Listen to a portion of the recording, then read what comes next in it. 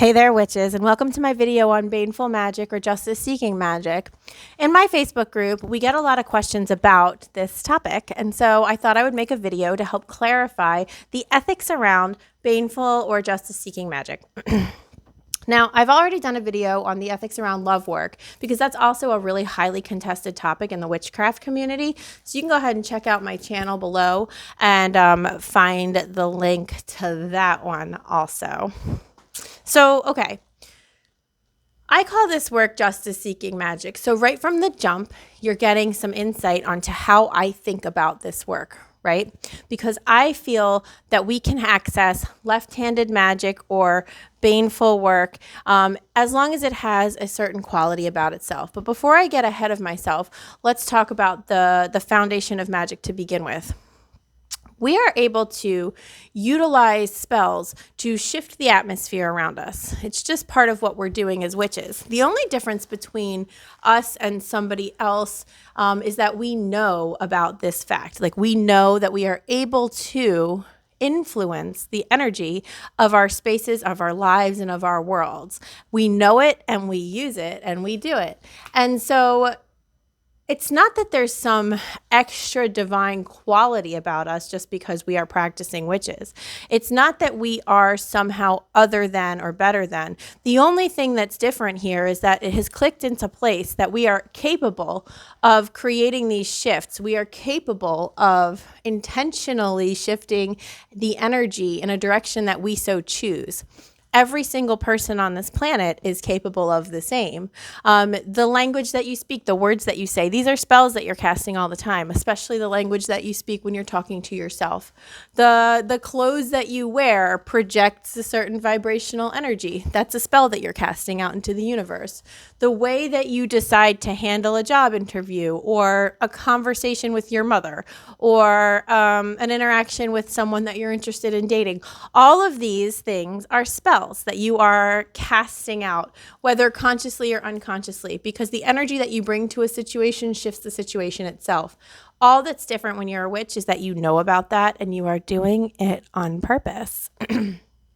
Now, there's a whole threshold of self-work that we have to conquer in order to intentionally and purposefully do spell work. And so if you are able to start casting spells in general, you've already done enough self-work to get yourself to that point that you know that you have this qualification, that you have this capability, that you are going to use and harness your own inner power, your own inner energy to intentionally shift and shape the world around you rather than just having it happen as an accident or a side effect or something that's just kind of going on.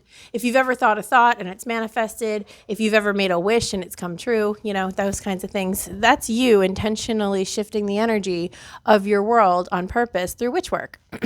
Simple, right? Many people have noticed that there are a lot more people being drawn to witchcraft right now. Now, the haters get all salty about this because they're like, witchcraft is trendy now, so... And then there's gatekeepy witches that are like, I was a witch before it was cool, like hipster witches or something. Okay, cool. That's nice that you've had access to a safe environment throughout your entire existence where you were allowed to know about your own empowerment. But not all of us grew up like that, and not all of us had that access, but it doesn't make us any less powerful. And so because of this fact, there's a lot of like drama or shame or I don't know, gross energy around people who are trash talking that witchcraft is more trendy. But I always say, let's notice what we're noticing, right? This is a good rule in general, by the way, if you're trying to get in touch with your spirit guides more, or if you're trying to like have more divine communication in your life, or if you're trying to do self-work and like work with the energy of your world, notice what you're noticing because your guides are talking to you in a language that you understand by getting your attention in interesting or different kinds of ways. So notice what you're noticing because that is a sign from the universe directly tailored towards you specifically. But anyway, let's notice what we're noticing, right? So if we are noticing that there is like an uptick in witches, we can say to ourselves, ew, trendy, whatever. Or we can be scholarly and studious. And as a witch, I'd encourage you to be a student of the energy that you're seeing around you with some curiosity. See, if you get all defensive because other people are starting to like your stuff, then you have a scarcity mentality and you think there's a limited supply of interest in this thing that I'm interested in. And if other people are interested in it, then I'm less cool or I'm less capable or I'm less able. And that is your scarcity mentality that has typically come from an abusive structure within your childhood. But regardless, if you are noticing that lots of people are drawn to this thing, let's figure out why that could be, right? Because a witch is presumably somebody who has spiritual connection, right? They are able to understand the energy around them, or at least pay attention to it and pick up on trends, pick up on consistencies, pick up on synchronicities, pick up on similarities. Now, if you're picking up on all of this and you're saying to yourself, what's with all the witches? Well, perhaps there's a reason why all the witches are awakening. Awakening is kind of a word that I'm kind of like, not so sure about, but I've ranted about that on my podcasts before, so I'll spare you listening to it today. If all these witches are awakening, and if all these people are initiating themselves into witchcraft, there must be something going on, right? And we've all heard about how, age of Aquarius, paradigms are shifting. We're elevating into like 5G or whatever it's called, 5D. I don't pay attention to those things, to be really honest with you, but that doesn't mean they're not real. It just means that I personally don't have a lot of value for them. Anyway, with all of this being known, that there's these gigantic global energy shifts happening while the human race is evolving in general, because we are all always evolving. That's the nature of evolution. And a lot of our evolution as people is no longer going to be physical. We're not like growing wings, unfortunately, but we are evolving in a mental, spiritual, psychic kind of way. And so our evolution will track like that. Right? And so if all these people are becoming way more spiritual, and if all the politics of the world is shifting, and if all the like energy of the world is shifting to be way more spiritual or way more inclusive or way more like permissive for humans to just be humans, then of course there's this component called awakening, right? And awakening is just like this like mystical, ethereal word, meaning we are having some self-awareness. Like, yes, like finally there's self-awareness happening in the collective. Like the collective is becoming more self-aware, and that is cool. Now, if you have done enough work on yourself that you are self-identifying as a witch, well, congratulations and welcome to the club. I'm super glad that you're here because we need you. Because a witch has stirred out of her slumber and has like arisen from her cottage in the woods and stretched and yawned and woken up. And she has said to herself, I am here and I am capable and I am a energy reader and I am a spiritual being and I am aware of the ways in which I can affect my own reality. Right? Fundamentally, these are all thoughts that a witch has. Because remember, a witch is someone who is shifting energy just on purpose. She's just like, oh, okay, I want today to be more pleasant than yesterday, so I'm going to go ahead and live my spell and have today be more pleasant.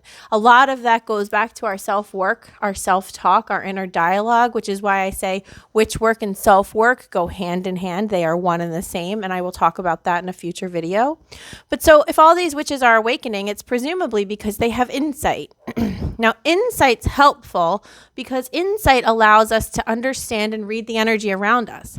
It allows us to see the trends, to see the trajectory, if you will, of situations that are unfolding both on the main stage of like the global scale and both in like also in like a more personal stage on our own personal lives. And on that scale, we're witnessing the energy. We're seeing the projections. We're understanding cause and effect. We're understanding where something's trending towards. We're understanding what the energy is doing and how it's moving, right? There is a lot of self-work, in my opinion, that goes along with the initiation into and the self-proclamation of witchcraft as a persona, as an energy field, as an identity. And so while it's really nice to go ahead and say, yes, I'm a witch, I'm going to buy a bunch of rocks and I'm going to buy a bunch of candles and I'm going to put a bunch of dirt and things in jars on my shelves, that's fine. But if you're going to take it to the step where you are hoping to shift or change or morph the reality around you in some type of way, it requires a degree of self-work to go along with it. Because that self-work is going to allow you to know what direction you need to go to, what needs to shift. And the only way we can understand the nuance of that, the only way we can watch a situation and figure out what's off with it or what's going on is if we've had that self-awakening, that self-awareness go to a deeper level. It has to go to a deeper level so that you can appropriately witch. We can't witch if we don't know what's going on, or we can, but oh my gosh. And I have a theory, and my theory is that this is where all this bounce back rule nonsense comes from.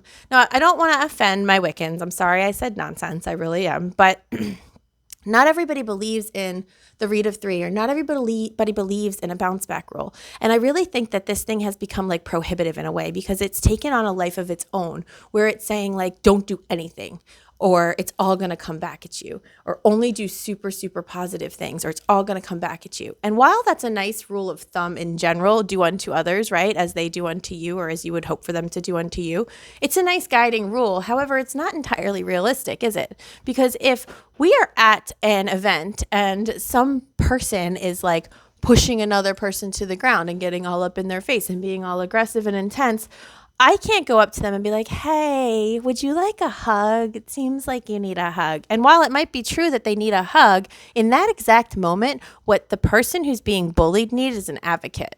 They need an advocate, and they need someone to show up and to say, sorry, no, you can't act like that. GTFO immediately, or you're going to have to mess with me, or you're going to have to mess with whatever, the organizers of the event, or whatever it might be. Okay? And so it's nice to be nice. It's nice to be kind. I want everything you do to come from a place of kindness. And even in that example I just gave, my intervention in that theoretical situation that I just outlined to you is coming from a place of kindness, right? Because I'm coming from a place of kindness for the person who's being attacked or bullied. But that doesn't mean that I have to show up all love and light only. Everything's just pretty. Let's not look at the bad things, because if we don't look at them, they don't exist. This is some toxic shit. Refusing to acknowledge negativity is toxic and damaging because all you're doing is internalizing it. You're living in a fantasy world. And if you are a witch, and if you have awoken as a witch, there is an obligation to the self and to others to be able to mitigate and manage and understand the energy that is happening. Don't take this obligation lightly. This doesn't mean that if I'm in traffic and somebody cuts me off, I'm going to be terminally enraged and throw a hex their way. That's super inappropriate. And that's the kind of thing that is going to get you in deep with some type of quote, bounce back energy. It's definitely nuanced though, because when we are choosing to enter into a space of justice seeking or left-handed magic, and I'm going to get to more concrete examples in just a second, so hang in there with me. If we are choosing to get to a space of justice seeking or left-handed magic, then what we are doing is we are saying, okay, I've awakened. I am a witch. I am therefore here as an energy being and an aware energy being. And in my awareness, I am using that awareness to direct the energy as I see fit. I'm going to understand what as I see fit means by doing a lot of studying, researching, reading, understanding, and self-work. I'm going to make sure that I have dismantled all of the problems within myself, or as many as I can, because I don't think we ever get to all of them. I'm going to make sure that I have dismantled many of the issues within myself so that I am a clear and pure vessel, so that I am not toxifying my own circumstances by filtering them through a messed up sort of toxic, unhealed lens. If I can heal and if I can get my lens to be clear and right and on point, then what I can do is I can filter everything I'm doing and everything I'm called towards through a lens of clarity and openness and not adding my own stuff to it, because I am the witch. And if I am the witch, that's a profession, right? That's like a space to hold in a way. I mean, I guess it's not a profession it's for me, it's a profession. But for most, it's not a profession, but it is specifically a space to hold. So imagine if you went to church, or if you went to hear like a person speaking on a topic, and they had a question from the audience, or I guess this doesn't happen at church, but there was a question from the audience, and the person giving the motivational talk was all like offended and triggered out by the question from the audience and took it personally. It was like, how could you ask me that?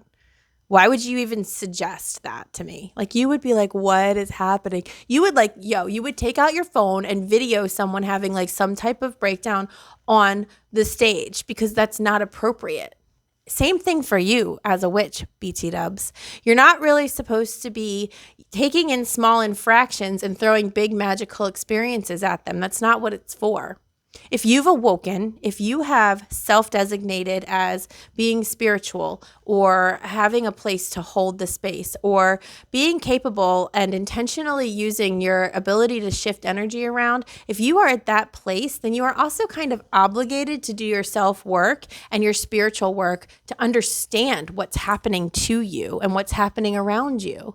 And so once you get to that level of discernment, and it takes a while, like we're talking like studying, like self-work, unearthing, excavating, healing, growing, learning, taking things in, dismantling the ego so that people can like say words to you without you flipping out on them. I have to say, as a small minor caveat here, or like a side note tangent, over in my Facebook group, I've got a lot of beginner witches. I've got a lot of more advanced witches. I've got a lot of witches on the continuum. But you know what else I've got a lot of?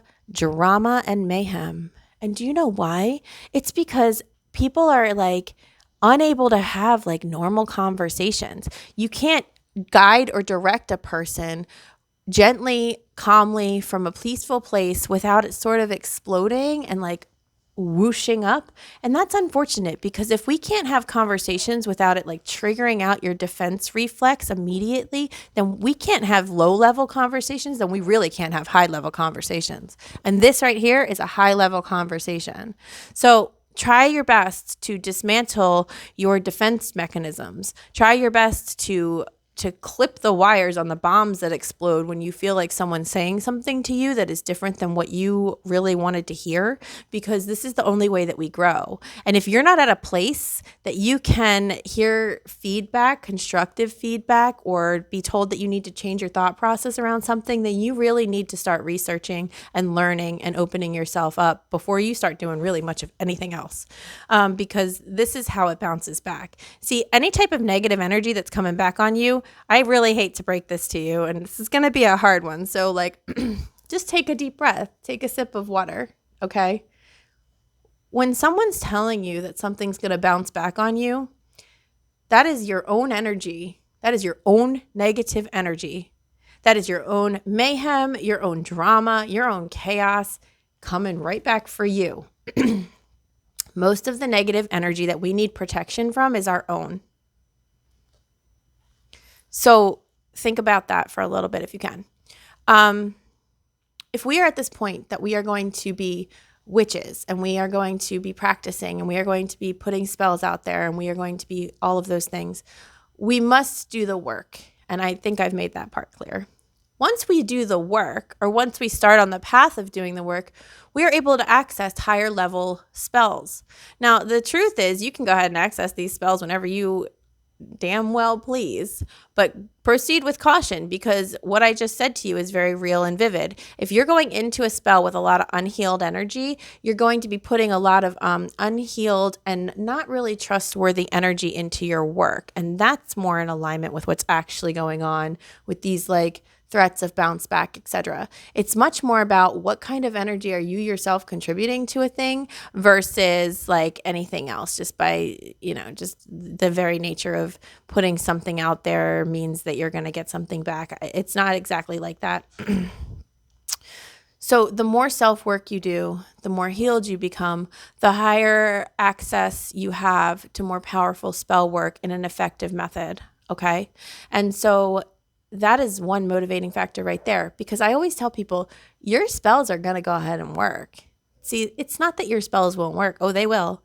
We just have to make sure that we know what they're doing and why they're doing it. And we know what energy we've put into them and why we've put that energy into them. Can you be a clear channel? Can you be an open vessel? Because if you cannot, then you need to step it back and do some work, the layers before that. Once you get to this place, and you realize, okay, I'm here for a reason, and part of that reason is to understand the atmosphere of the climate that I'm in, the world around me, etc. So I'm going to learn as much as I can. Once you get to that point, then you are able to access this kind of higher level justice-seeking work. So let's talk about it. 20 minutes in. Sorry about it. Justice-seeking magic is magic that is designed to hold people accountable for the energy that they are contributing to a situation, a circumstance, or a person.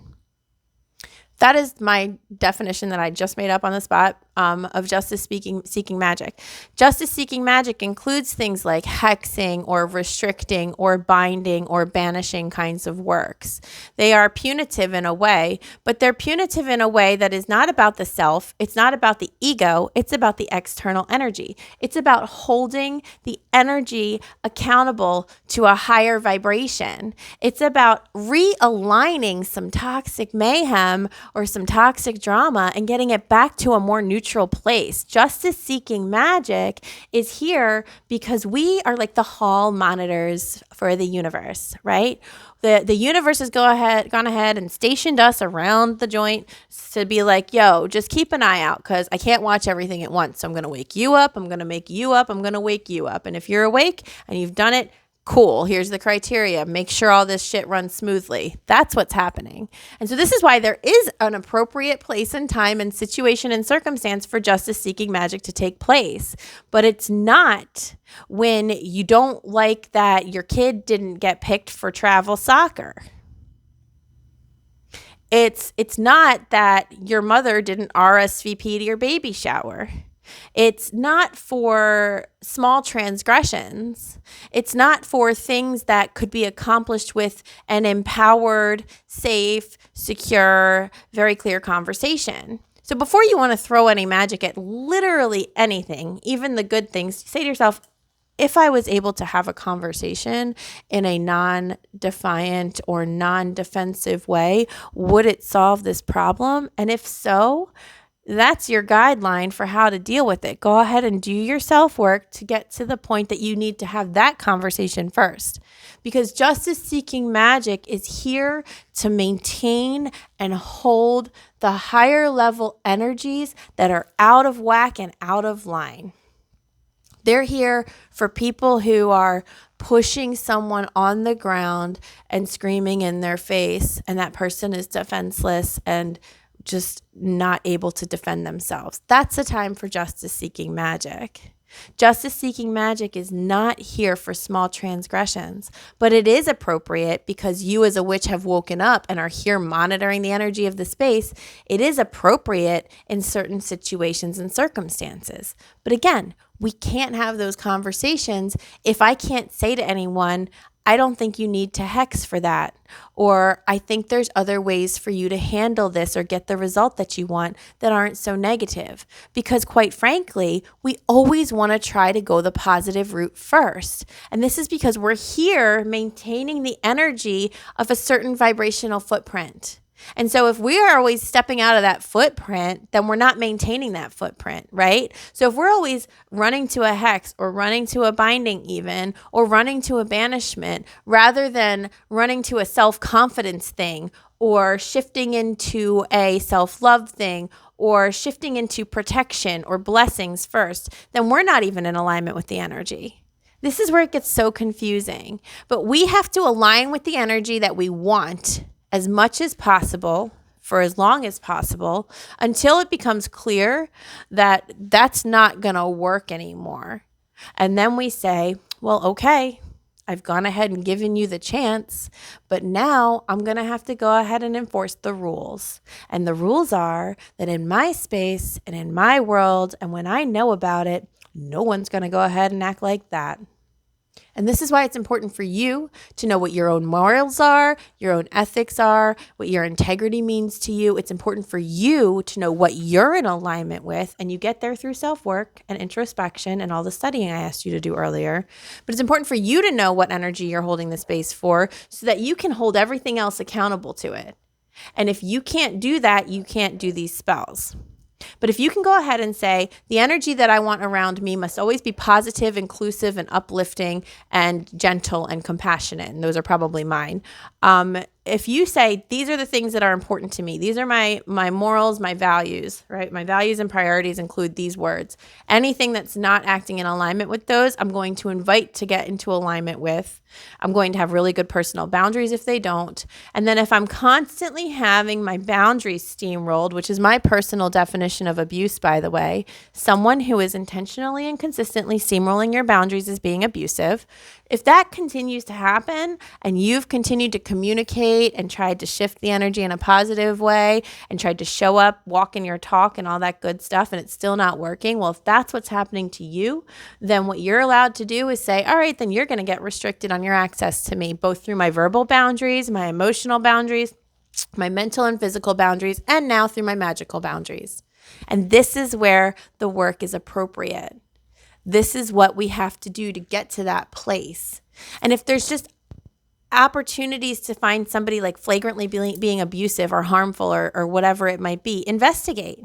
Figure out what's really going on there. Figure out what all sides of the stories are. Figure out what's really happening. And once that becomes clear to you, you as the witch are able to discern and use your insight, your input, and your read on the situation, your intuition, to hold that line. You're allowed to step in and intervene magically once it becomes clear to you that that's what needs to be done. But you must investigate. You must step out of your own way. You must dismantle and just throw away your ego during these moments. And you must be objective and clear and holding a positive space and stepping outside of your own filters so that you're able to come to a place where you can realize what's happening and you can appropriately intercede and you can appropriately intervene and do some work that is in alignment with restoring the energy to a place of, at minimum, neutrality, but hopefully better than that.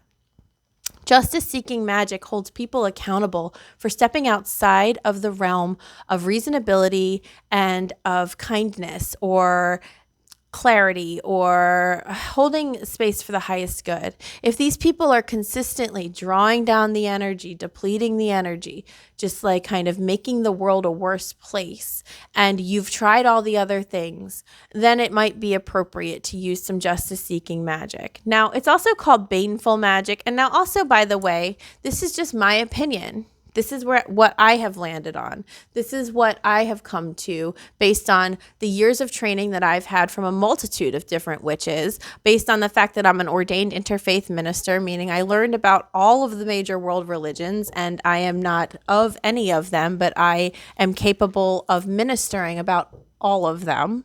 And it's come from my work as a certified life coach, but I've also been a professional witch for God knows 5 years at this point, maybe even longer than that, but I've been a witch for many more years than that. And these are the conclusions I've come because I've devoted my entire life to studying self-work, studying philosophy, studying religion, and studying spirituality. And the conversations I've had with my guides all kind of lead to this conclusion. And this conclusion really is that it is time for us to get right with ourselves so we can keep the world around us right as well. So when justice-seeking magic gets called baneful magic, it's commenting on a place that is punitive or perhaps negative.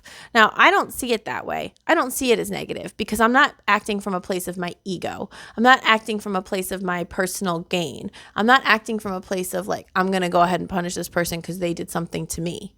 That's not ever where I'm coming from when I'm doing any kind of work like that. And it's not a place that I would come from. And in fact, very advanced and seasoned witches often kind of hire out for the justice-seeking kind of work that affects their personal life. And the reason for this is because they are too invested to do it effectively themselves. They know they're going to go ahead and add their own energy to it and like mess the whole thing up because they know there's a place of ego. I can't describe to you how many times I've had consultations with other witches, both them consulting with me and me consulting with them about this kind of topic where I've been like, God, I want to throw something at this person. And then I've had a witch talk me off the ledge and be like, well, why don't you just like do this thing that's more positive instead?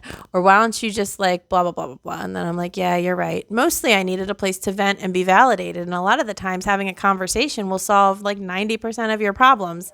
And that's like a life rule in general.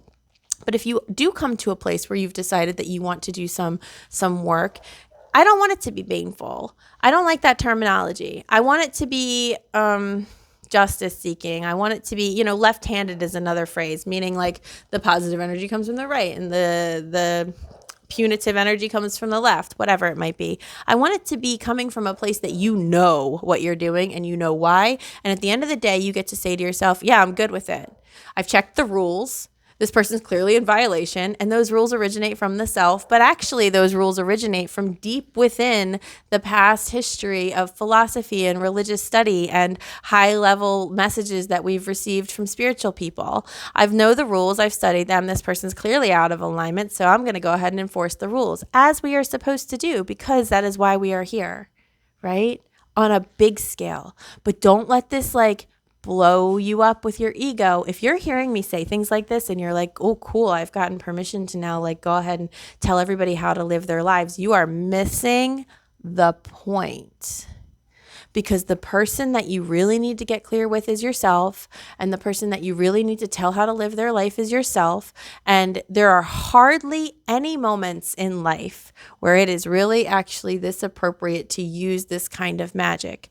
But I don't want you to be afraid of it. I don't want you to fear your power, because that's just religion in another form, or certain religions in another form. I don't want you to fear your power. I don't want you to be afraid to do anything, because if you're afraid to do certain things, then that fear can trickle into all the other things, and it dismantles you and it disempowers you. I want you to understand what this magic is for. I want you to understand why it's appropriate, and I want you to decide with yourself the times and places that you will access this level of it for yourself, because it might not always be necessary. Reach out to your communities, ask other witches, consult with each other, do all of the work. I think there's a hesitancy to do some of the work, and God bless your souls, there's a lot of misinformation out there, but doing the work will lead you to the appropriate conclusions. I hope this is helpful. I know it was a little long. Thank you for hanging in there with me if you have. And if you have any questions, leave them in comments. And please do me a favor, subscribe to my channel. That would make my day. And find me on my podcast, which is also called Moonstone Witchery, or find me on my website at moonstonewitchery.com and join me on Instagram or Facebook. I am Moonstone Witchery everywhere. So go ahead and look me up, and I would love to have you. Thanks a lot. Have a beautiful day.